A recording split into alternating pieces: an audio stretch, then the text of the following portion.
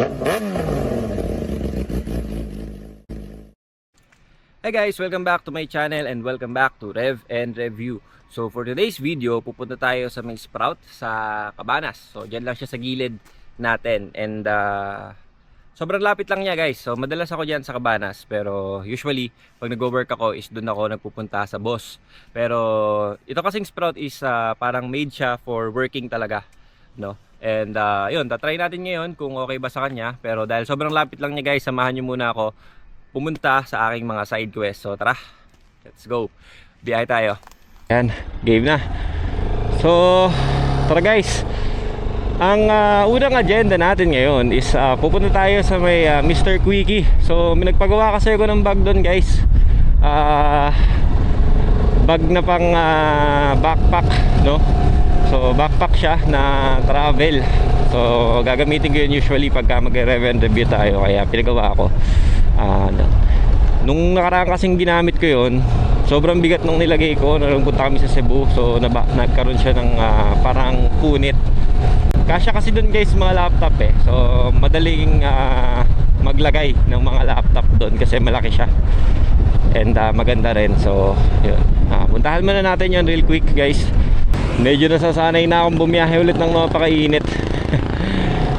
Pero di naman bago sa akin to kasi dati nung college ako, nung college kasi ako guys, pag pumapasok ako, nakamotor lang din ako. Yan. So sanay ako sa biyahe na mainit kasi nga yun dati may mga oras yung pasok ko, tanghaling tapat, yan, alauna. And nagmomotor lang din ako pagpapasok ng college. So di na bago to, itong init na to. Malamig pa to. Yan. So ang bilis lang, no? Andito na tayo agad malapit sa South. Sana gawa na kasi sabi nung kahapon nung dinala ko yon, ano daw mga 4 pa siya matatapos. Kailangan ko siyang matapos agad ngayon kasi doon ko din ilalagay yung mga kukunin ko sa Pulilan, no? Yung second agenda kasi natin guys is umuwi ng Pulilan para ayun, kunin yung bag ko, I mean yung mga gamit ko kasi magpupunta tayo ng Bataan sa Friday ba o bukas yata, Friday o Thursday, yun. Yun din yung reason guys kung bakit nag-vlog tayo ngayon, no? Kasi usually ang vlog ko is every Friday talaga, pero dahil Holy Week and meron tayong lakad, so vlog lang tayo ng very quick dito sa kahit sa Malolos lang din, no? Para di natin mapabayaan. And total meron naman diyang yung Sprout nga. So gusto ko din yun i-try matagal ko na talagang gustong i-try doon, pero yun nga, never ko pa siyang na-try. So I think it's time para matesting na siya, no? So sana okay. Ito na. Dito na lang ako magpa-park sa gilid. So yun guys, dito lang yung Mr. Quickie. Pero ang init dito nga ako magpa-park. Masyado nang nabilad yung motor eh. Yan.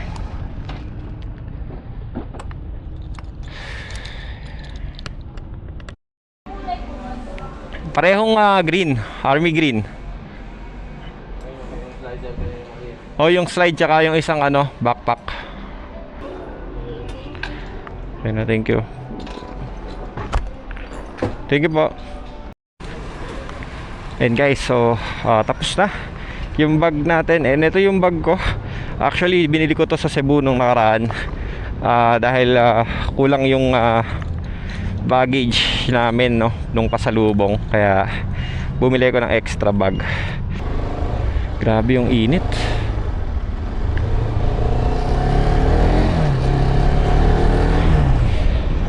So yung way natin ngayon is almost same lang sa mga papuntang Maliwag dyan. Alam nyo naman yon. Ilang beses na rin natin nadaanan to sa natin sa Rev and Review, no. So ayan, tara. By the way, oo nga pala, naalala ko bigla guys, no. Kasama ko kasi kahapon si Van, yung tropa ko na panood nyo yun, nung nakaraang vlog. Ayun. So, nabanggit niya nga pala na nag-rollback daw yung gasolina, no? So, ayan, kita nyo naman, 49, 48 na lang dito sa Malolos, Bulacan, sa refill. So, it's time.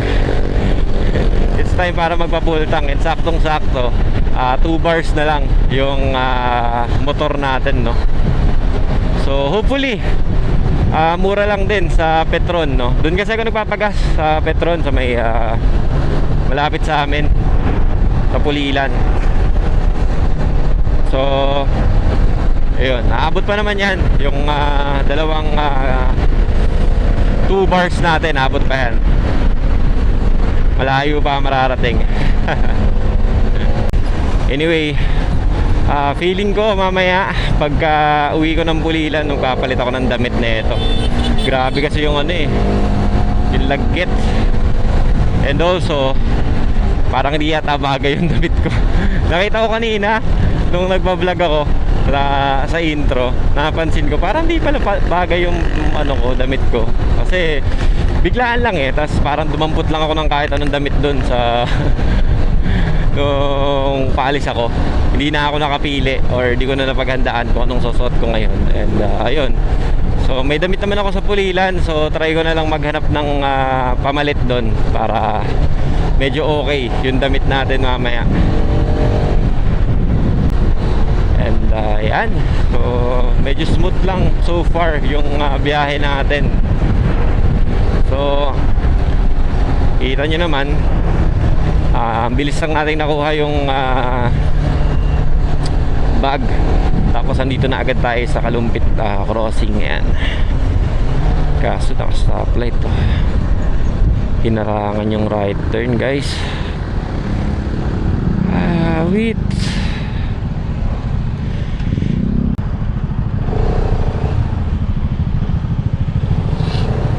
Hinarangan yung daanan Usually dito nag-i-start yung traffic, no? Pero so far wala pa. So heavy traffic yan pag umabot dito sa arco na to, yung traffic. Ayan, nakikita nyo yung arco na kulay green. Ano yan? Yan yung usual traffic natin. Okay, so very smooth lang yung biyahe natin today, no? So yung ina-expect kong traffic dito sa Pulilan is wala, which is nice. Bilis lang ng mga pangyayari, bilis lang ng biyahe. Ayan.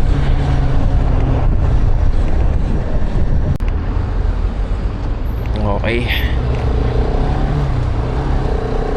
So ayan, medyo malapit na rin tayo sa may Petron, sa papagasa natin, no? Na guys, yung bagong Petron. And actually bagong-bago lang to. Yung nakaraan is doon sa kabilang Petron pa ako nagpapagas.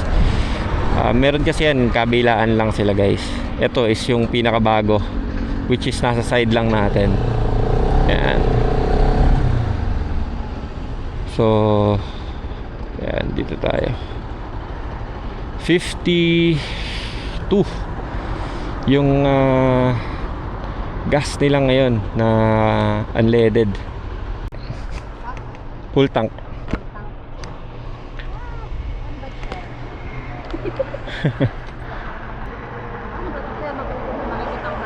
Ano po?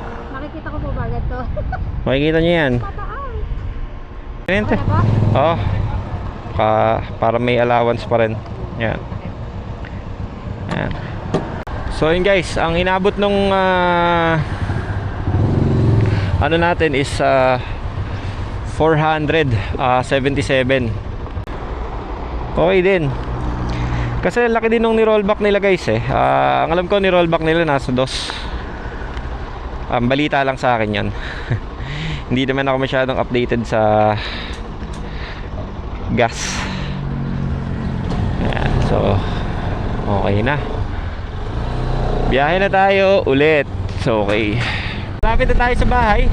Medyo konting looban na lang. Magta-time skip muna ako, no? Para baka malaman nyo yung bahay namin And then Ayan guys, dito na tayo sa bahay. And lahat ng tao lahat sila dito. Walang sasakyan eh. Anyway, at least dito na tayo. Si Luna. Luna, ang tagal ko nang di nakikita yan. Bagong gupit o kalbo. Hello. Yan. So yung aso ko yan, si Luna. Pinakita ko lang sa inyo. Ayan, pabalik na tayo guys sa Malolos. Z400 yata to guys. Hindi ko sure. Medyo parang customized yung kaha eh. Baka lumang modelo, pero maganda din eh. Okay. Haba ng pila dito sa refill Baka mura ng gasolina ngayon. Sarap magpa-full tank. Sayang lang kasi yung sasakyan ko, napagasan ko na siya last week. Hindi ko naman napagkagagamit. So ayun, mahal pa last week yung gasolina eh. Ngayon mura na. Sayang at ngayon ko pinag-full tank. Daan lang ako real quick sa bahay. Di ko na rin siguro papakita yon kasi very mabilis lang. Uy, ito pa isang magandang motor What? Kasi top. Angas na ito kaso sayang di sila nag-helmet. Ayan. Ganda. And guys, so ito na tayo sa Cabanas. Parang bago Okay. So ayan, kung makikita nyo yung mga picture ko before, dito din yun madalas. Ayan yung boss, dyan tayo lagi. Pero for now, dito tayo sa may Sprout. Study, work, or meet. Ayan, dyan yung pupuntahan natin Dito tayo mag-park sa tapat ng MG. Ayan. Okay. Rin tayo. Ayan, so nakailang punta na tayo dito sa Cabanas, pero ngayon pa lang tayo aakit dito sa Sprout. So tara. Ayan. So ito pala yung view sa taas. Punta tayo ngayon sa Sprout. Antayin natin si Van dito. Pero ito yung labas guys, and dyan lang ako nakapark. Ayan, so pasok na ako sa loob. Ano to? Mga binibenta ba to? Yes po. Mga binibenta, tapos pastry sa gilid, which is mga muffin lang. Pero tignan natin muna yung menu. Ito yung menu nila guys, marami silang pagkain. And meron silang matcha malunggay coffee, which is weird, and mga breakfast. Pero ang binili ko lang is yung specialty nila na may, anong tawag Anong tawag na sa special? Basta may whipped cream siya, special coffee lang yan. Ayan. Ano to Guys, meron pala dito ang bayad pagka mag-i-internet ka, and sakit per hour. 23.49. Ito yung bayad. Ayan yung rate nila guys. Hey guys, so naka-order na tayo. Ang in-order natin is yung specialty nila, which is hindi ko alam yung tawag, pero parang specialty cafe na may whipped cream daw. So I don't know kung ano yun, pero yun yung binili ko, and french fries lang. So yun yung binili natin. Internet and socket, di na ako nag-avail, pero kung mag-a-avail ka nun guys, may bayad siya hourly. Makikita nyo naman yung rate dun sa video kanina. So yun, pwede ka naman mag-chill dito kung magkakape ka lang, basta hindi ka connect sa wifi or sockets nila. Unfortunately, I think hindi pa rin ako madadalas dito dahil medyo maaga sila nagsasara, no? And ako kasi is usually hanggang hating gabi nagwo-work. And yun, so mas prefer ko kasi mga bandang 5 to 10, ayan, mga ganunong oras ako nagwo-work. So hindi sa akin na okay yung until 8 PM lang. So yun guys, so antayin ko lang yung order ko, and tignan natin kung ano pang anong lasa or ano pang mga feedback natin sa kanila. So ito na pala yung drink natin, which is Lotus Biscoff ata ang tawag nila, I don't know, but ayan siya. So kita nyo naman maganda yung presentation, okay din. So tikman na natin. Biscoff, so hindi ko muna haluin.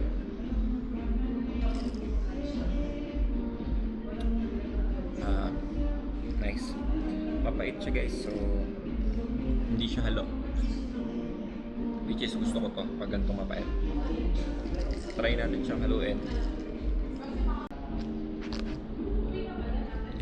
Ayan, so maliit lang yung price. Typical lang. Pero hindi ko lang alam kung masarap ba yung sauce nila. Wala siyang dip. Fries na fries lang guys, and yung powder. So yun lang, wala siyang dip.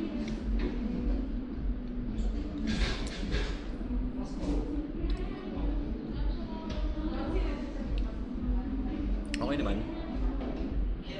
Typical fries guys. Masarap naman siya. Wait ko lang siguro si Van. Tapos chill lang ako ng saglit. Tapos ayun, maya magre-review na tayo. So ayan na si Kosa guys. Bumibili na siya oh.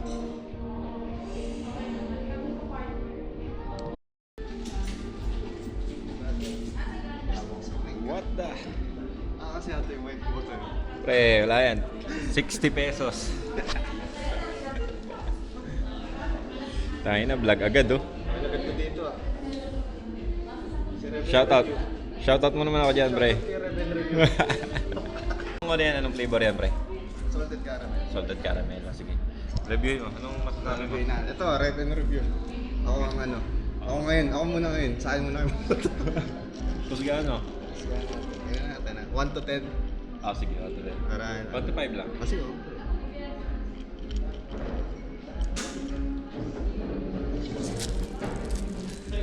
Pero 3.5. Oo, 3.5. May solid caramel kasi ako natikman na hindi ganito. Hindi, try mo haluin. Try mo. Ay, hinalo ka na nga eh. Halo na ba yan? 3.5 siya sa akin. Ano ba yan? Ano to eh? Biscoff. Eh yan, anong rate mo dyan? Ito. Ito pre. Biscoff. Oh. Noong una kasing tinikman ko to, hindi ko pa hinalo. Nung hindi ko hinalo, pinakape lang. Masarap siya.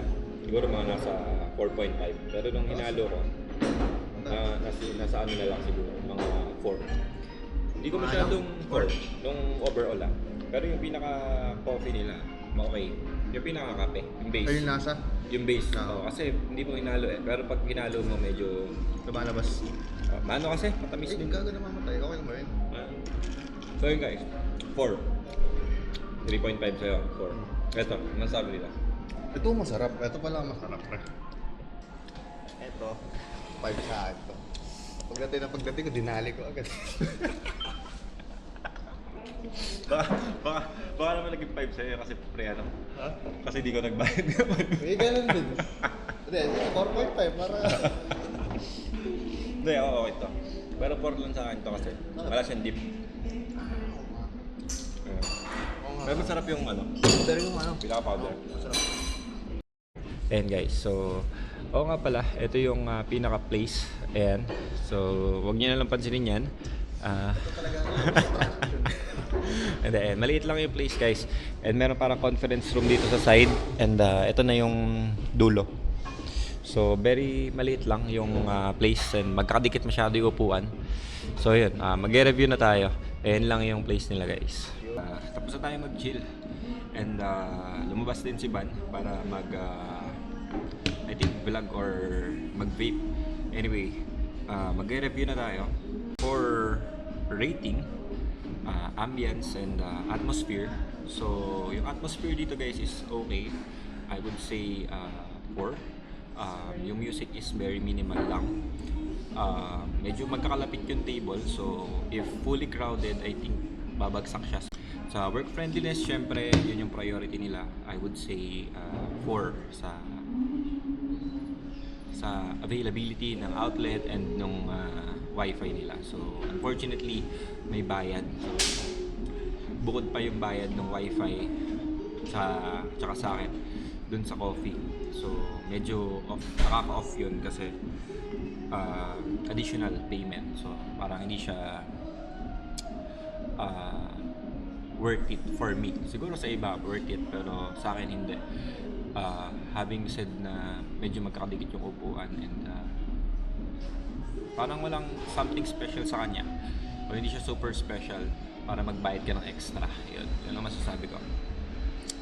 Pero sa coffee naman is marami yung variety nila guys, and sa menu marami ding pagkain. So may pika-pika, may breakfast, may pasta and cakes. So sobrang dami, which is okay, and sa pagkain masarap. Yung kape nila is pinag-usapan din namin ni Van, and I think it's 4. So medyo okay yung base, pero yung pinaka-mixture is hindi siya sobrang sarap na. So, I think yung Americano nila dito is magugustuhan ko kung ano, dahil okay yung base, pero sa mga templado or mga coffee na gawa is hindi masyado. So, ayan.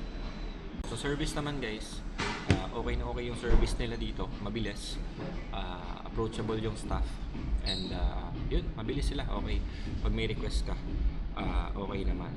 Okay, so recommended siya for working and studying, pero yun nga, may additional charge. So kayo, try nyo pa din, maganda naman dito. Mura lang yung coffee nila. Yung kape, no? Okay naman yung kape, na mura lang. Okay lang. Ayan, okay lang sa price. Sa parking and space naman, so maluwag sa Cabanas. So sobrang luwag dito guys. So hindi kayo mamumblema sa parking. Ayan. Sa CR is may CR naman sila and available naman. So okay lang din. So yun, try nyo na lang guys, and kung umabot kayo sa part ng video na to, thank you guys for watching this video, and see you on the next one. Tatapusin ko na dahil very short lang tong vlog na to. So yan. Bye bye.